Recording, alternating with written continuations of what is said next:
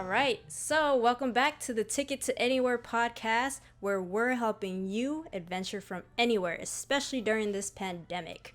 We are your hosts. I'm Trizzy. And I'm Leah, LA in Flight. We do want to remind you, we are a visual podcast, so you can find us on YouTube first and foremost. You just go into that YouTube search bar and type in Ticket #2 Anywhere podcast. And you can listen to us on Spotify, Apple, Google, Anchor, Stitcher, and Pocket Cast. Today's episode, we chat about wine and travel, and it's a good time to do so because if you didn't know, September is National Wine Month. I didn't know that. Woo! And to celebrate National Wine Month today, we have Jessica Yañez, who is the creator and co-host of the Wine Chisme Podcast. Love the name. Love the so name. Excited to have Thank you. Thank you. Well, we're going, the ticket to the wine glass is where the ticket is taking us today. Hey, you just came up with our episode title. So Jessica, can you let us know what wine you're drinking and what your recommendation is for today? Today I'm drinking, it's from Noble Wines collection. So since this is a visual podcast and I can actually show the bottle, it's the Cabernet Sauvignon. And if you're unaware, because I am one person and I don't always drink an entire, if I am with somebody, I can drink an entire bottle, no problem. But if you can't, especially with red wines, if you seal it up, put it in the fridge, it'll hold it for you for a little bit longer. So that's what I've done, and that's what I'm drinking today. When did you get that bottle? I think I probably about a week and a half ago, and it'll so I'm sure I will probably finish it tonight. Let's not lie. That is a generous pouring you have there, and I support that 200%. Do you use the wine preservers like from Bed Bath & Beyond? You know those. Well, here's the thing. I've had people send me stuff to sponsor my podcast and everything, but because I really want to make sure that I'm supporting BIPOC communities and businesses that are BIPOC. They want to also, I've had people like want to be a guest and then give me stuff. And I've had to turn them down because I'm sorry, like I think what you might be doing is a great thing, but you're not my audience. Like your story is not your white, your cis man, male, white male story is not who my audience is there for. So I've already had to say no to a couple of those things. Absolutely. But you are there for your vision and your mission. So actually I would love to backtrack a little and have you explain, the Wine Chisme, where the idea come from, who you support. I want to know all that background. It's actually like the third iteration, right? I initially started as like a YouTube channel with somebody else talking about like not being quite midlife because I'm, 42, single, no kids. So any like cute single men out there, holla, gotta use your opportunities. Hey, if anything, I will make you guys laugh. If nothing else. Keep drinking. But I realized when you're working, I mean, as you guys know, when you're working with somebody else, you're constantly having to depend on other people. And it was like, oh, well, I can't record this story. I can't record this day. And so I was just like, you know what? That's not what I want. I want something that's constant. And then I decided to take it from something that was visual to a podcast to more of an audio medium. And I had started out with a different name. The name was initially going to be Amor con Labios, which is love with your lips, because initially, like all love comes from these lips and these lips.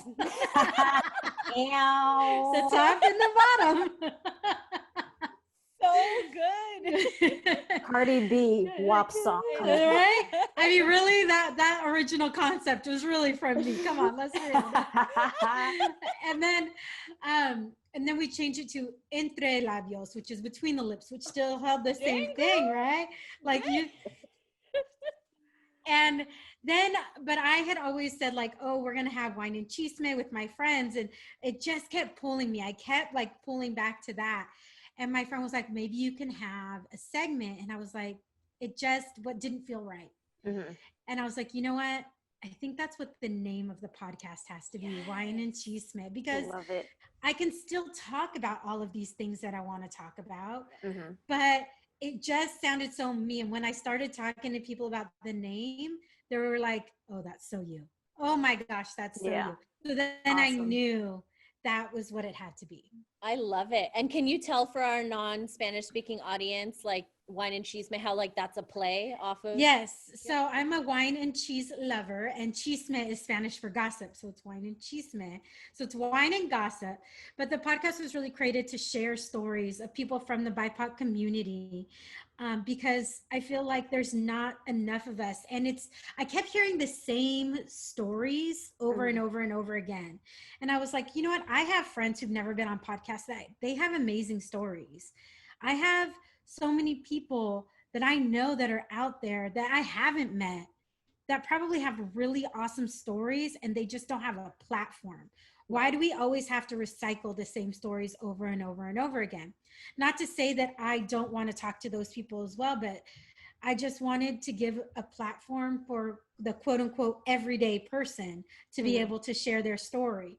So that's really what it's about. It's about highlighting the stories that need to be told from communities of color, and those people being able to spill the wine or spill the chisme on their own terms. So, and we drink wine. I mean, come on, what could be better than that? No, totally. I'm gonna plug the wine that I'm drinking. I don't think you'll be able to see it. It's a Simpler Wines brand, for a pack of 4. Trader Joe's, $5. right? Yes, girl, Trader Joe's, the mango flavor. It's sparkling wine. It's so good, so refreshing, and dirt cheap. Let's be honest. Wine in a can is all the rage now. So obviously we're all women of color, and we are so excited to have you here and like, you know, promoting your vision, giving you this platform and having this collaboration. And I know you have a storytelling background. You worked in PR, worked for nonprofits, right? Like that's where you drew a lot of the inspiration. That's how you've easily brought these people onto your show and give them a platform to speak out, right? Yeah, I actually feel like it's kind of what I've done my entire life. I was always that really curious kid. When a new person would come to school, I'd be like, hi, I'm Jessica. Tell me all about you. Da, da, da, da, da. And I would introduce them to everybody. So really, I'm doing the same thing as just in a different format. I'm like, hi, I'm Jessica. Tell me all about your story. Let me ask all the questions. So really nothing has changed as an adult. I'm still that very curious kid, and I want to know everything about you. When you're surrounded by people who have really wonderful stories to tell and inspiring stories to tell, it makes it easier, because sometimes you get down on yourself. I'm sure you guys have experienced that. Like, is anybody listening? Does anybody care? Does anybody whatever? And then, yeah, right?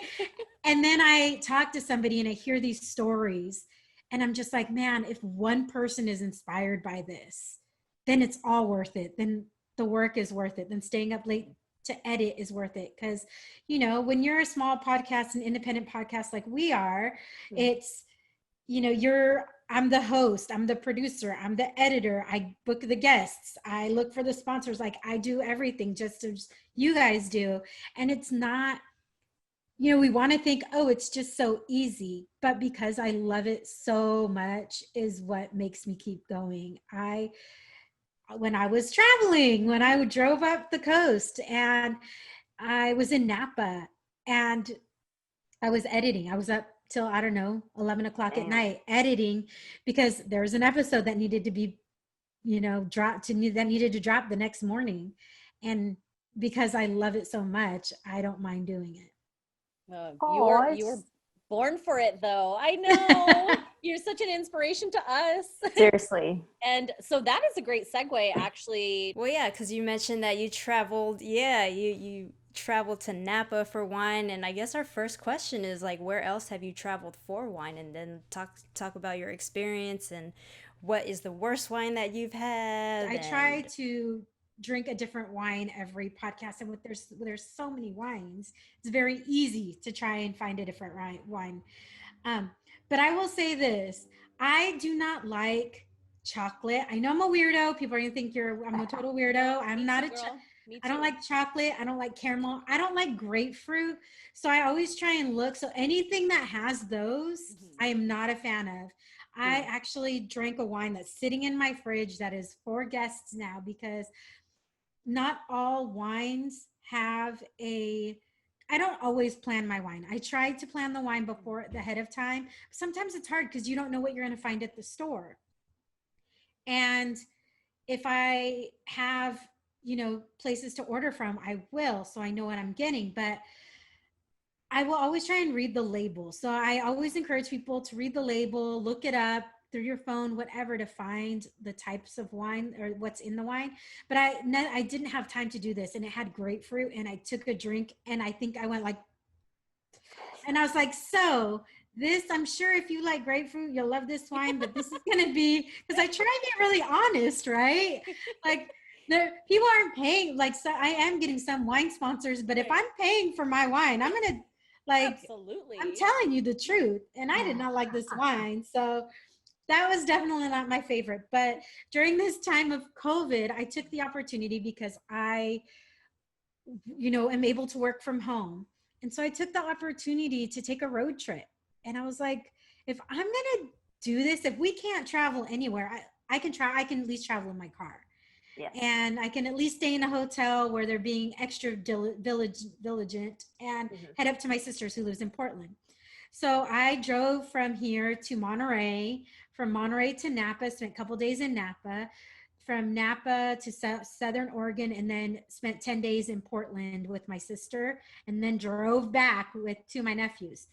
So it was really awesome to be able, it was my first time in Napa, and I went by myself. It was just me and my dog.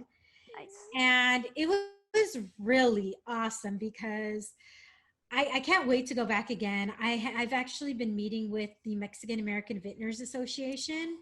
Cool. And so they took me out to dinner and spoiled me with this beautiful dinner and wine and all of these things. And I can't wait to go back and go for a longer time.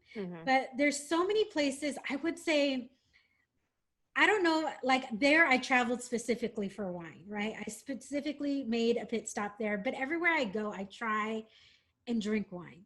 So I've been to, like, now I've been to Napa. There's actually Portland, like Oregon is becoming this really big area for wines, and they have some beautiful wines, and we went to a couple of wine vineyards over there.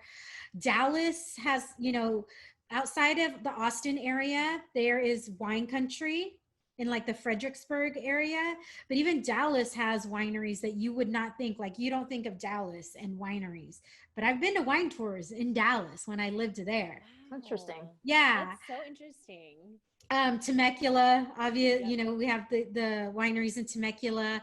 Even in Costa Rica, we didn't hit any wineries, but I was very interested in the wines that they had there because there's a lot of really great South American wines and Mexican wines. So to see them kind of, yes, girl, yes. So I thought they only grew tequila in Mexico or agave for no, tequila. Oh my gosh, there's so much. I'm sure we'll get into it. Yes. Oh, that sounds amazing. Oh, wow. That's great. So you've been quite a few places. And I like this follow-up question that you had, Trizzy. In one of our episodes, Leah had to wake up really early to catch a bus. I'm like, do I remember this story? However, she was extremely hungover. Oh, yeah. So the bus ride was terrible for her.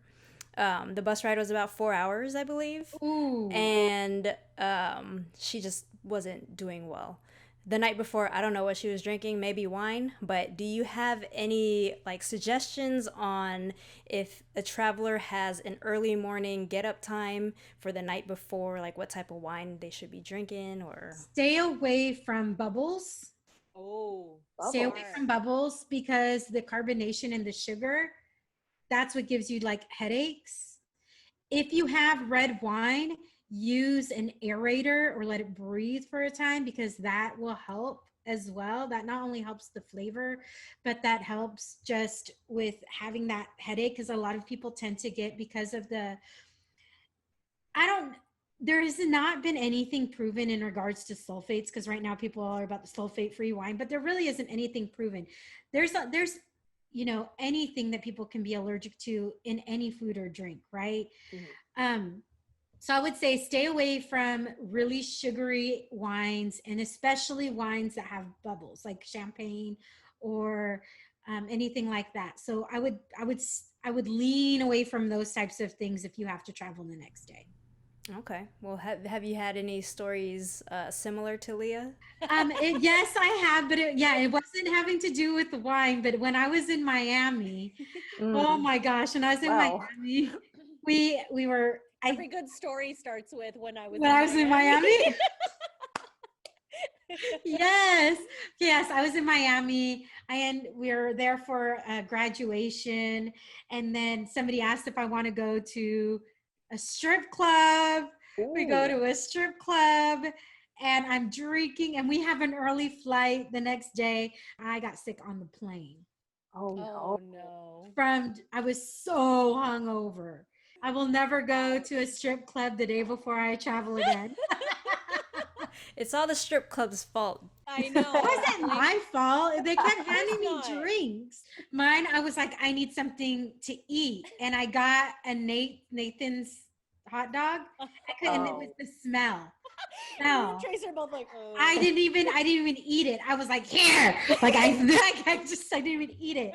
I like threw it away, or I threw it to somebody. I don't even know. Oh But my just the gosh. smell was enough to Yeah. get me sick. Oh, that's oh terrible. my goodness. So in flight, usually on a good day when you're not hungover, do you drink on the plane?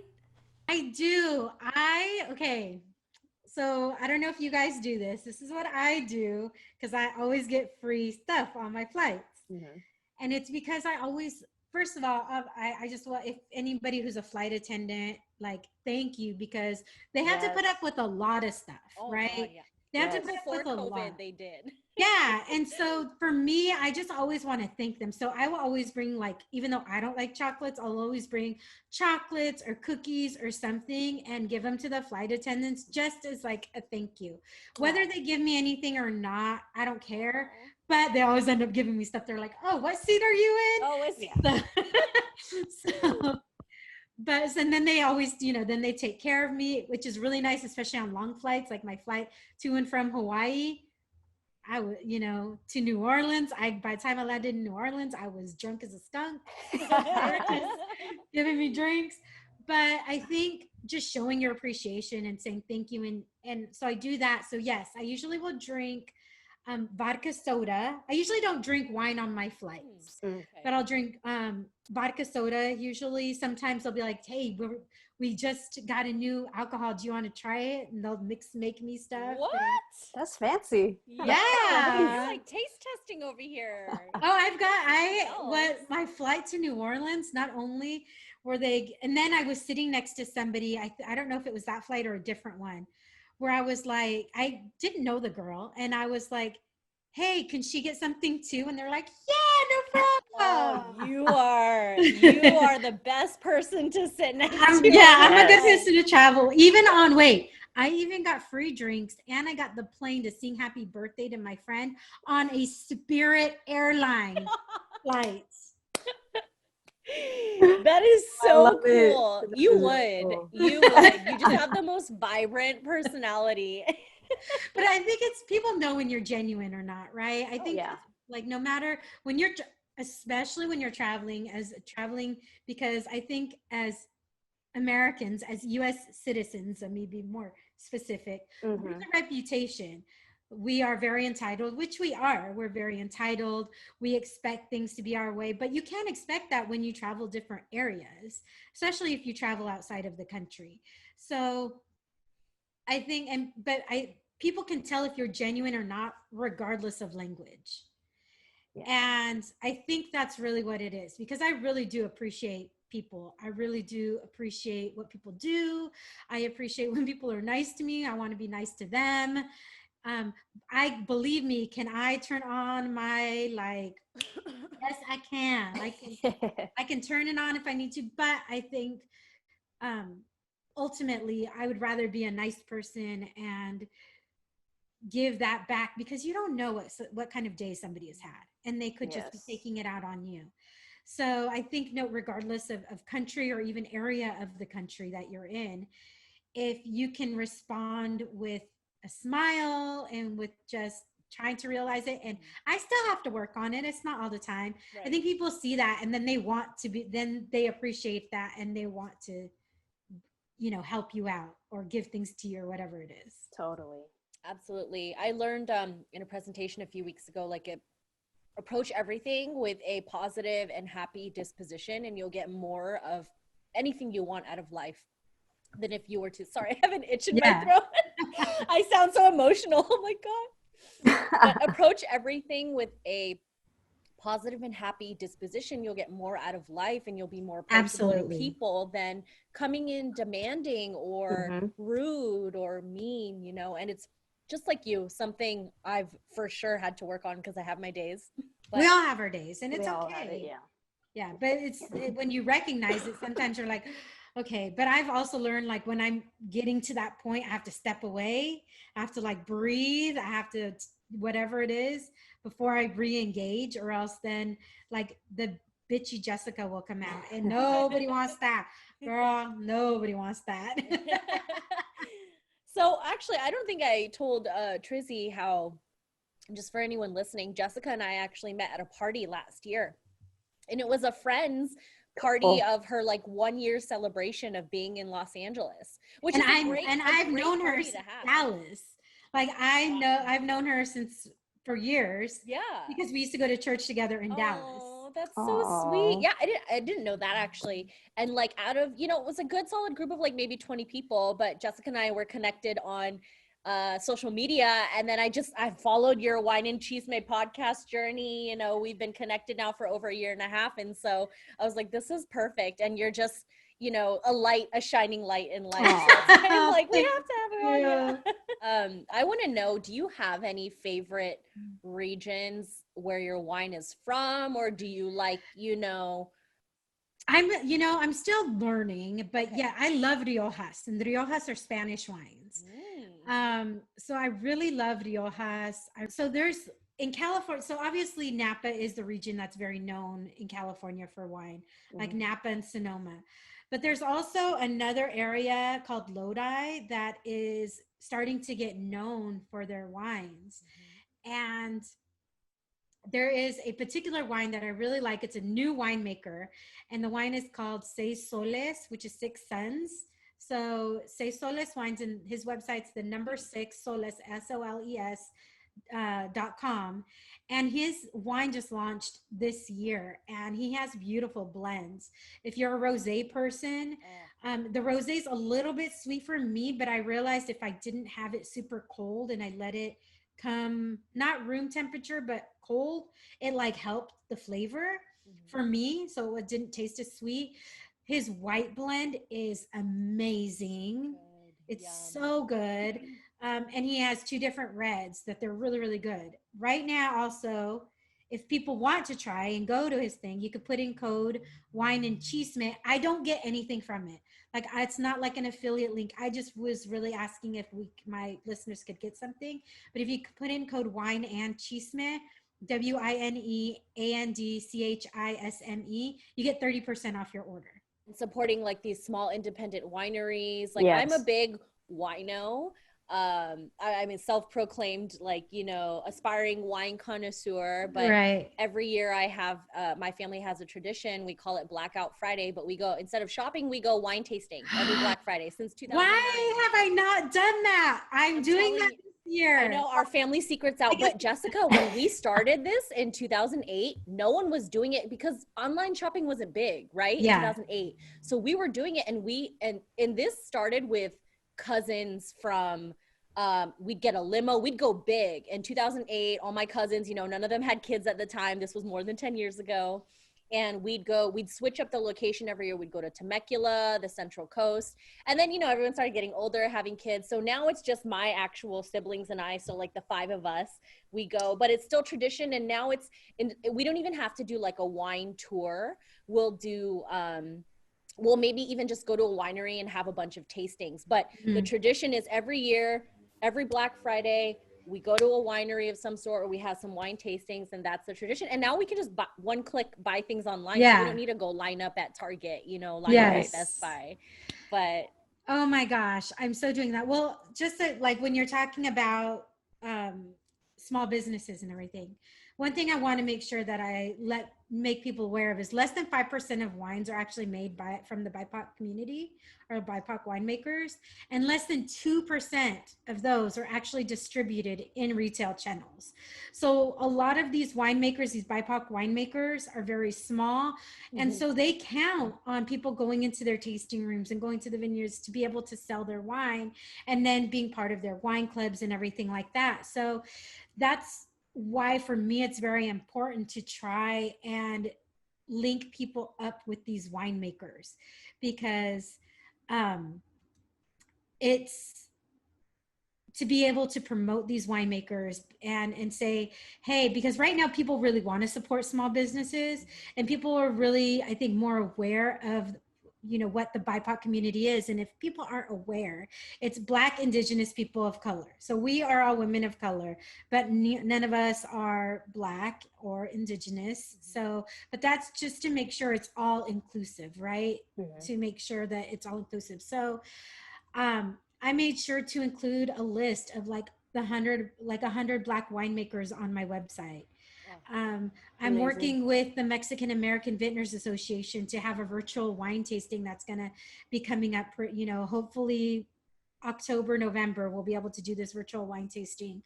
And to really promote these small mom and pop wineries that have struggled, that have gotten hit really hard with COVID. Now, thankfully, at least in California, they're able to open up outside. And now I think up to 25% inside, but that still takes a really big hit because for a long time they were closed. And when you're in Napa and you're not in retail stores and you are counting on so many people to go into your tasting room and you don't have that open, that's really cutting off people at the knees, a lot of people at the knees. So I want to make sure that I'm using my platform to really share these wines and these stories. Yeah, absolutely. And we appreciate you for that. So if you have if you off the top of your head know any other wineries or vineyards that are owned by BIPOC, please just say them out loud here, but we'll make sure to also link them in the show notes. Yeah, so I will be doing the wine tasting with 4 Mexican American vintners, and they're Ondrama family wines, Almas family wines, Robledo family wines, and Herencia wines. So those I know. And then, like I said, Seis Soles wines is their BIPOC. Then you have a larger, like even Black wines you have, but like the McBride sisters, they're probably one of the better well-known Black vintners because they are in retail spaces. So, but if you can't order something, a lot of these wineries, when you go on, if they have retail spaces, if they hold any shelf space in a retail store, they'll actually direct you to where it is, which is nice, right? So they're like, oh, where to find us? And they'll actually say like, these are the stores we're in. So I've looked at a lot of virtual wine tastings, and a lot of them it's like, oh, it's $40, but that's not including the wine.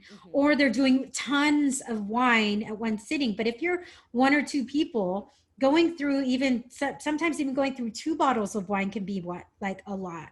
So what I'm trying to bring different to this virtual wine tasting is every week. It's like every week for 4 weeks. So you're not sipping on 12 bottles of wine in 2 days, right? Because how much wine can be wasted? Yes, there was one that was like $400 and it was like 12 wines, but then it's over a 2-day period. And I'm like, I love wine, but that's a lot for me. You will become the wine after that. Yes, I would be like Violet in Willy Wonka, turn into blueberry. I would just turn into something purple, I think. How do you feel about, wine subscriptions They're a massive thing right now. And I want to know if you know about any of like the BIPOC community getting into those wine subscription boxes. So I know that they are going, yes, like the individual vintners are. What I'm hoping to do, oh my gosh, I can't believe I'm going to say this. This is the first time I'm saying this like out loud in public. So Exclusive? you're getting an exclusive. So what I'm going to be working on for 2021 is to create our own wine club where people can get the wines that we had from the previous month. That's So cool. they get to drink those same wines with us, right? I Yeah. love that. So it's going to be a little bit different because it's not just one vintner, but I think it's important to really kind of spread the love. And if people decide that they like a particular vintner, then they can order more from them. But I'm going to be working with I'm trying to build relationships with several vintners so we can do that. So we can go ahead and create something where you're getting different wines every month, but they're not wines from the same winemaker, that they're different winemakers that you get to try, because different winemakers make different wines. If I decided to do an entire month of Cabernets, those will all taste different. Mm-hmm. And it's all based on the area, because you could get a grape from France, right? You can get a vine from France and plant in California, and it's going to taste different because the soil is different, climate is different, all of those things are different, and it could be the exact same vine and it's totally different from being in a different area. So, oh my gosh, I can't believe I just let the cat Feels out. good, right? It feels good. Well, yeah, because it hasn't, but that's really what because I really want to be able to share all of the wines that so that really means it won't necessarily be wines that you can buy off the shelf. It's really going to be building these relationships with vintners to be able to do this. Yes. And a very curated selection of wines that Exactly. you've gone through personally. And I love that. So y'all heard it here first. Ticket to Anywhere podcast with the Wine and Chisme. We're looking forward to 2021 with that. I'm so excited for you. That's amazing. I feel like news. 2021, I have so many plans. I feel like I plan on taking the Wine and Chisme on tour, the Wine and Chisme podcast on tour. Cute.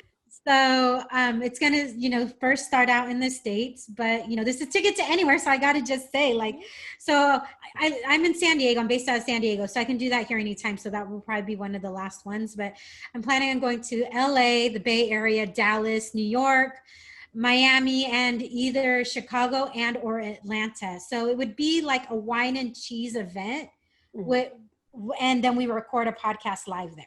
And I'm an event producer by trade. I know. So this is my stuff. I would love to know what you've learned, basically what you've learned about traveling as a Latina, Latinx, and from just doing the podcast and traveling yourself and through your guests, any revelations, any interesting stories? Well, I tend to travel light because I hate, I will go on trips with my friends and they have these giant suitcases and I'm the one with the carry-on and I'm the chunkier one. So my clothes take up more space. So I'm if I can do it, you could do it, little girl. You size 2 person. Little, I don't mean little. I mean little like that. But so I try to pack things that I can mix and match. So I might only bring 2, for a week's trip. I might only bring, or actually I was gone for 3 weeks and I didn't even wear everything that was in my suitcase. Wow. Because I was just changing things up. So I think that try and find things that are really versatile, because the last thing you want to be doing is hauling a ton of stuff. I have a backpack where I can put my laptop in, backpack, and my carry-on. That's usually what I take, and that's about it. And I would say, just as a single person and as a single woman in particular, you always have to be kind of on the lookout. So you can't be on your phone all the time. You really have to take things in. And I think we live in such a digital age that we want to do this all the time with our phones. Yeah. And you're not seeing the world as it is meant to be seen when you're seeing it behind a screen. Like, so I always try and take at least a few moments to look at what I'm supposed to be seeing before I start taking pictures. Yeah. I went with my nephews to San Francisco. They drove back down with me, and we went to that spot where everybody goes, overlooking the Golden Gate Bridge. Okay, I didn't realize you could park right there. We freaking did a hike. We parked at the bottom and like did a hike up there, and I'm like, oh my gosh.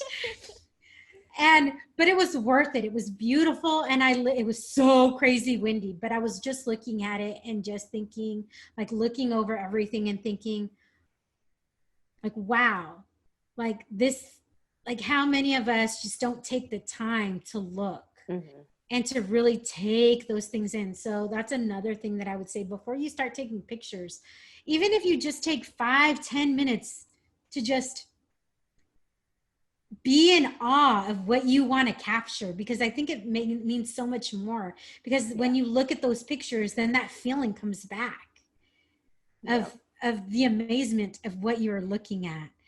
And as a single person, going back to that, as a single person, just being aware of your surroundings. Yeah. Right? Sometimes you have to plan things a little bit ahead of time. Where I want to stop, what are the things that I want to see? And then looking like, where is it safe or where is it not safe? I think that's really, really important. I don't ever take big bags with me. If I like to have things that I have pockets, because I would rather have it in my pocket than anything else. If I don't have to carry a purse, I won't. If I do, you know, like I would rather not carry a purse, even just in my day-to-day life. But I know, right? Because I feel like the more stuff you have, the more attention you call to yourself. For sure. So nothing fancy, nothing like, I don't feel like I need to have any name brand stuff, because you're bringing attention to yourself. Right? You may not have any money, but you may have saved for a long time to get that one purse, but nobody knows that. You would love this then, Jessica. There's a saying in Colombia called no dar papaya. Like, don't give people a reason to suspect, like, don't give people a reason to think that you got money, you have it all. Like, don't show off, right? So the only thing I always have are my hoops. But I'm Mexican, so we all got our hoops, girl. I love it. One thing also I noticed, like when I travel other places, especially outside of the US, I always try, even if like I try and learn a phrase or something in that language, because then they see you're trying. And I always have I have a translator on my phone. And I actually spent, in 2017, I worked for the World Police and Fire Games, and there was like over 30 countries represented there. So this thing saved my life. So I would put things in and then I would show it to them, be like, hey, and that's how we communicated. And they were so appreciative of just me, even if I wasn't speaking to them, that I was trying to make sure that they understood what was happening in their language. Just try. Like people, that's why we get such a bad rap as travelers, as American, you know, as US citizens, because we're lazy. Like not saying we're lazy, not saying everybody is lazy. Don't hate me. But as a country as a whole, we tend to be really lazy. We'll go to other countries and be like, why don't they speak English? Right. Really? When it's not even a national language of our country. No. We have no official language. No. What is the name of the app, Jessica, in case people want to know? Yes, let me tell you. And it's really awesome. Seriously, I love it. It's called iTranslate. So this see that little thing in the middle? Yep. The globe? I love Spanish dict. Oh, yeah. I love it. I know that sounds so wrong. That's why I made sure to enunciate the dict. Spanish dictionary. Next year, I'm hoping it might actually happen this year. I want to go to Valle de Guadalupe because I was talking about the wines in Mexico, because there's 3 regions in Baja California that really produce the majority of the wine in Mexico. Oh. And one of those is Valle de Guadalupe, which is like I think it's 2 hours from where I'm at. Okay. So it's not very far because I'm super close to the border. Yeah. And I've had some wines from there. Actually, I had somebody who does the tours. She actually had some of the Valle de Guadalupe wines, and she sponsored my podcast launch party. And so we had some wines from Valle de Guadalupe that are really, really good. So that's another place that people can, go. We're still welcome in Mexico. Yeah. You can still travel. One of the few countries we're actually able to travel to during COVID. It's so good to check those things out anytime. Like, I always try to look for a different wine that I've never tried any place that I go. If I'm, it's important to try different things, and you don't know what you like unless you try stuff. I believe that. Well, do you want to move on to the T2A Q2A? Are you ready for the Ticket to Anywhere quick to answer segment? Apparently I must be. You want to take another sip and then let's go from there? Let's take another sip. Yes. Okay, I'm ready. All right. So the first question is, why do you travel? Because, well, oh my gosh, look, I should just show you this. I have a thing that says Wanderlust I on my love wall. What does It it say? says a strong desire or impulse to wander or travel and explore the world. All right. Do you have any rituals or routines when you get to a new place, a new city, a new country, a new hotel? Do I have a ritual? I always want to find like the non-touristy places. So I always ask beforehand if people have traveled somewhere and where they've been. And if everybody says the same thing, then that's not where I might want to stop there, but that's not where I want to spend my time. Right. Yeah. So I'm always trying to find like places where you're going to another country to experience a different culture. So why are you going to go a place where it's just a bunch of US travelers and you're like, so that's usually what I try and do, is try and find some places where I can actually experience the culture. Amazing. That's kind of like Leah. You find your markets. I do. Things I like go to that. the They're mercados. Mercado Central every city I go to, even if they don't speak Spanish. I'm like, let me find this central market. And then Totally. because that's where the locals shop. That's where they eat lunch, Yes, that's where you're going to find the best things. That's where you're going to, like, I always look, even here, right? Even no matter where I go, if I'm going to have East African cuisine, I want to see that there's people of that, I want to see that there's people of that culture or of that country eating there. Because if I go in there and it's a bunch of like white business people, then I'm like, no, this is not. Yeah. This isn't like authentic.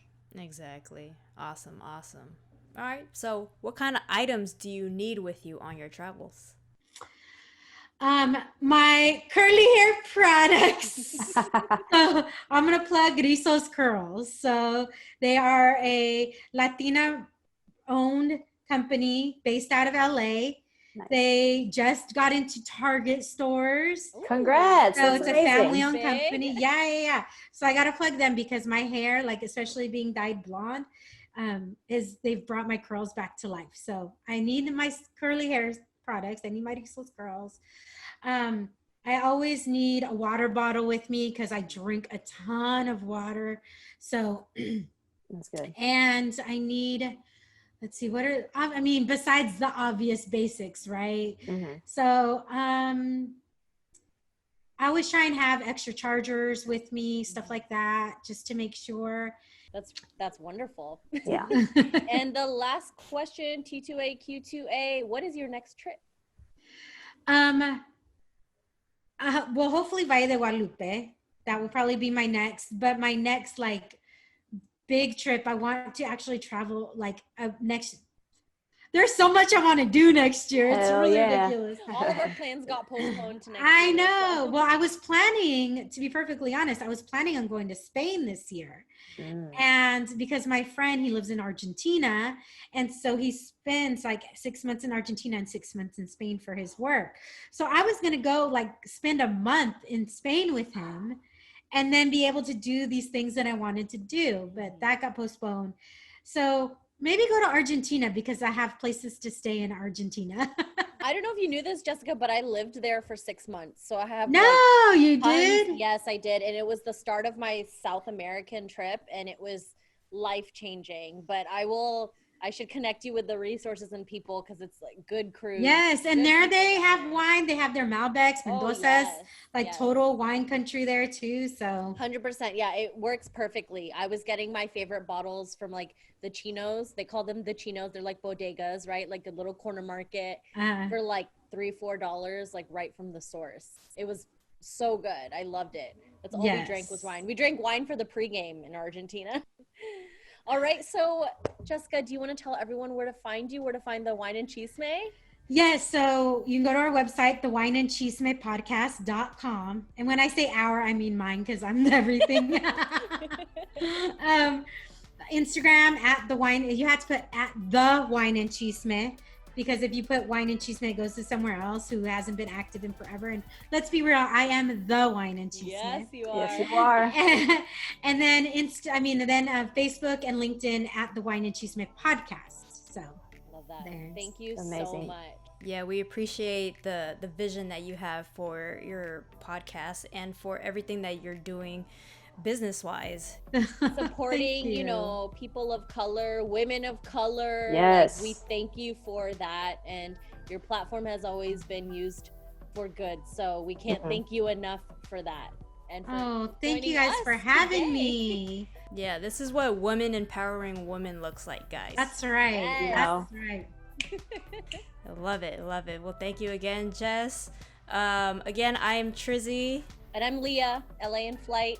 and we are signing off from the Ticket to Anywhere podcast. Check us out on YouTube and Spotify, Apple, Anchor, Stitcher, Google, and Pocket Casts. But we're on Instagram, Twitter, Facebook. Come find us. And this was another episode of Ticket to Anywhere podcast. Jessica, the Wine and Chisme podcast, thank you so much. And we'll Thank you see guys. you guys soon.